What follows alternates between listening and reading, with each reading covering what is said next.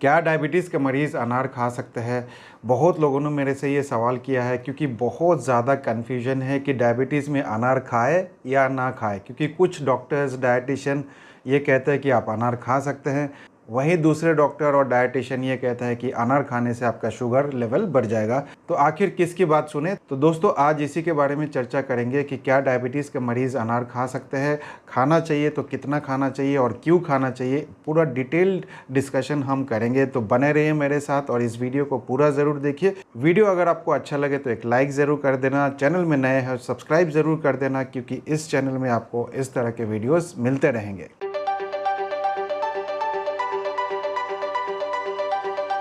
नमस्कार दोस्तों, मेरा नाम डॉक्टर अनुपम घोष है। मैं एक डायबिटीज़ कोच हूं और एक फिटनेस न्यूट्रिशन स्पेशलिस्ट।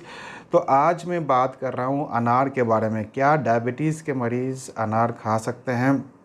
तो इसको जानने के पहले आपको ग्लाइसेमिक इंडेक्स और ग्लाइसेमिक लोड के बारे में पता करना पड़ेगा। तो दोस्तों, अनार का ग्लाइसेमिक इंडेक्स 54 है। 54 वैसे तो लो कैटेगरी में आता है, लेकिन लो कैटेगरी में भी वो हायर साइड में आता है, क्योंकि अगर आप सेब का ग्लाइसेमिक इंडेक्स देखेंगे तो वो 38 है, अगर आप अमरूद का ग्लाइसेमिक इंडेक्स देखेंगे तो वो 12 है। तो सेब और अमरूद से अनार का ग्लाइसेमिक इंडेक्स काफ़ी ज़्यादा है, 54 है। अब हम बात करते हैं 100 ग्राम अनार का। 100 ग्राम अनार में आपको तकरीबन 19 ग्राम कार्बोहाइड्रेट मिलता है। तो अगर आप 100 ग्राम सेब और 100 ग्राम अमरूद के साथ कंपेयर करेंगे तो अमरूद और सेब में 14 ग्राम के आसपास आपको कार्बोहाइड्रेट मिलता है और अनार में आपको 19 ग्राम के आसपास कार्बोहाइड्रेट मिलता है। तो आप देख सकते हैं कि इसका ग्लाइसेमिक इंडेक्स भी ज़्यादा है और इसका कार्बोहाइड्रेट कंटेंट 100 ग्राम में भी ज़्यादा है। तो ऑब्वियसली इसका ग्लाइसेमिक लोड भी ज़्यादा होगा। अगर आप कैलकुलेट करेंगे ग्लाइसेमिक लोड अनार का तो आप देखेंगे कि वो 10-11 के आसपास आता है और 10 और 11 के बीच में है। इसका मतलब है कि ग्लाइसेमिक लोड अनार का, 100 ग्राम अनार का, वो मीडियम रेंज में आता है। तो हो सकता है कि वो आपका शुगर लेवल बढ़ाए। तो अगर आप 100 ग्राम अनार खाएंगे तो हो सकता है कि आपका शुगर लेवल बढ़ाए।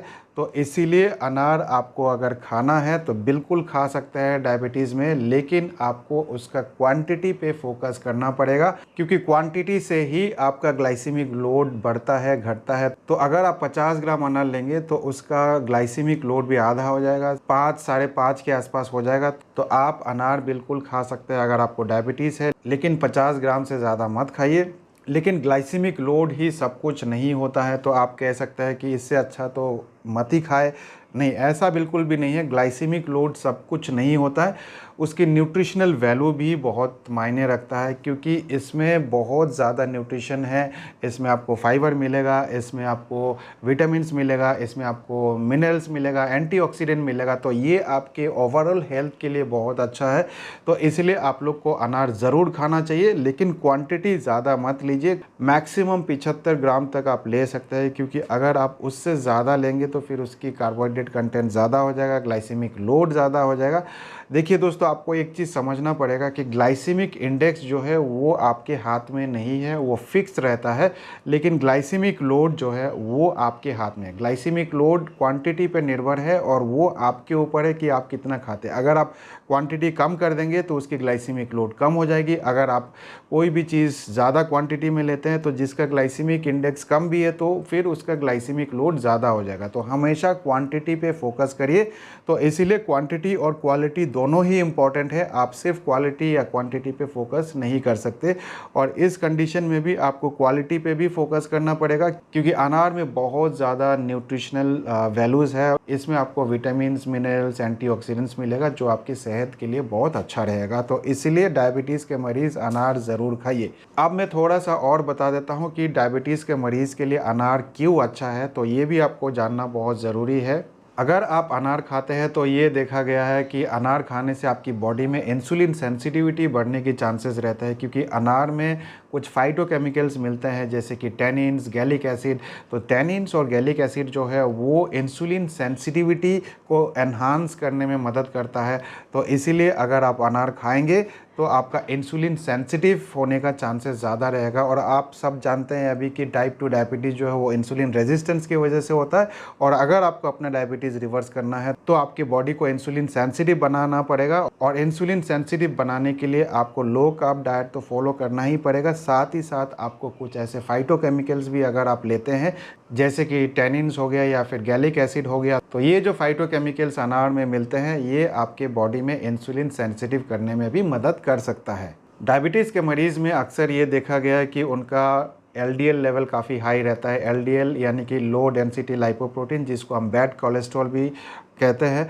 तो अगर आपका एलडीएल लेवल हाई है, अगर आपको डायबिटीज़ है, तो अगर आप अनार खाते हैं तो ये देखा गया है कि अनार खाने से एलडीएल लेवल को भी कम करने में मदद करता है। तो इसीलिए अनार खाइए, डायबिटीज़ है। और ख़ास करके अगर आपका एलडीएल लेवल बढ़ा हुआ है तो अनार ज़रूर खाइए, आपका एलडीएल लेवल घटाने में भी मदद करेगा। जिसको भी डायबिटीज़ होता है उसको हाइपरटेंशन होने का पूरा चांस रहता है। मेरे क्लिनिकल एक्सपीरियंस में मैंने ये देखा है कि ज़्यादातर डायबिटीज़ के मरीज़ को हाइपरटेंशन होता है, उनका ब्लड प्रेशर ज़्यादा होता है।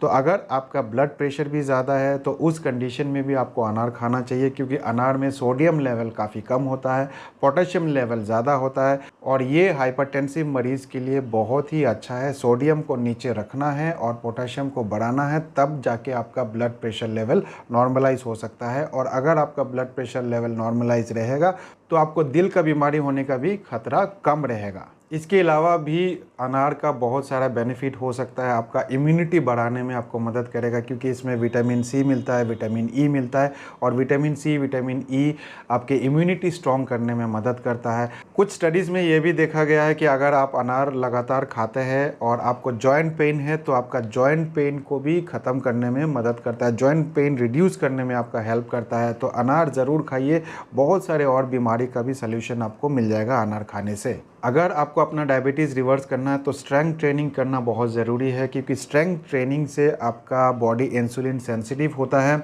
और स्ट्रेंथ ट्रेनिंग करने के बाद कई बार आपको सोरनेस होता है, मसल पेन होता है, तो उसको भी दूर करने में अनार मदद कर सकता है, क्योंकि अनार में कुछ स्पेशल नाइट्रेट होता है जो आपके बॉडी को रिकवर करने में, सोरनेस को दूर करने में मदद करता है। तो अनार ज़रूर खाइए, और ख़ास करके अगर आप एक्सरसाइज के बाद अनार को खाते हैं तो आपको काफ़ी मदद मिलेगा आपके सोरनेस को दूर करने में। और जाते जाते एक और इंटरेस्टिंग फैक्ट मैं आप लोग को बता देता हूँ कि अनार में 3 गुना ज़्यादा एंटीऑक्सीडेंट पाया जाता है ग्रीन टी से या रेड वाइन से। जी हाँ दोस्तों, 3 गुना ज़्यादा एंटीऑक्सीडेंट मिलता है अनार में ग्रीन टी से या फिर रेड वाइन से। तो बहुत ही न्यूट्रिशियस फ्रूट है अनार, और हर किसी को खाना चाहिए।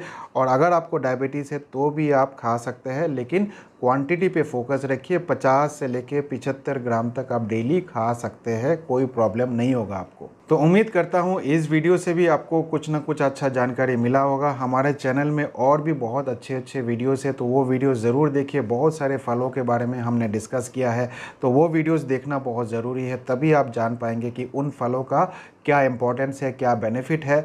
तो अगर आप लोग जानना चाहते हैं कि क्या डायबिटीज़ के मरीज़ तरबूज खा सकते हैं तो ये वाला वीडियो आप देख सकते हैं। और अगर आप लोग जानना चाहते हैं कि क्या डायबिटीज़ के मरीज़ खरबूजा खा सकते हैं तो ये वाला वीडियो आप देख सकते हैं। इस वीडियो में इतना ही। मैं मिलूँगा आप लोगों से एक नए वीडियो के साथ। तब तक स्वस्थ रहें, मस्त रहें। इस वीडियो को देखने के लिए आप सबका बहुत बहुत धन्यवाद।